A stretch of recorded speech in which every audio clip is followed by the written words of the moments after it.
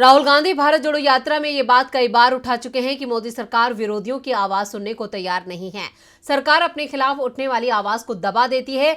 यहां तक कि संसद में भी विपक्षी सदस्यों के माइक बंद कर दिए जाते हैं, इसलिए उन्हें भारत जोड़ो यात्रा निकालनी पड़ रही है। और अब कुछ ऐसे ही आरोप यूरोपीय संसद की सदस्य ने लगाए हैं और दावा किया है कि मोदी राज में एनजीओ को जनहित के काम छिप छिप कर करने पड़ते हैं। तो क्यों मोदी राज में डरे हुए हैं एनजीओ, देखते हैं ये रिपोर्ट।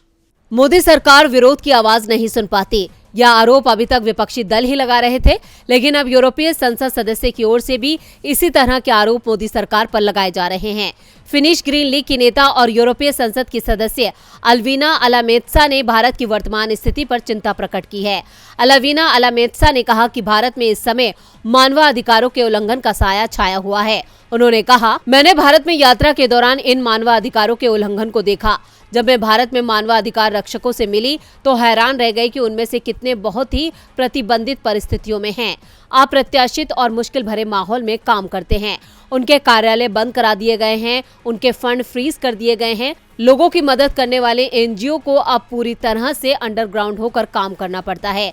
कई अंतर्राष्ट्रीय संगठनों को देश छोड़ने पर मजबूर होना पड़ा है। कई कार्यकर्ताओं को बिना उचित प्रक्रिया के हिरासत में लिया गया और जो लोग बोलने की हिम्मत करते हैं उनको चुप करा दिया गया। अलामेत्सा ने कहा कि भारत लोकतांत्रिक देश है, लेकिन आज इस पर सवाल उठ रहे हैं क्योंकि सच्चे लोकतंत्र वाला देश सत्तावादी शासन में नहीं पड़ सकता। भारत में लोगों को अपनी सरकार, न्याय प्रणाली और पूरे समाज से अपने संवैधानिक अधिकारों की सुरक्षा की जरूरत है। भारत में स्थिति तेजी से बिगड़ रही है, फिर भी उम्मीद बनी हुई है।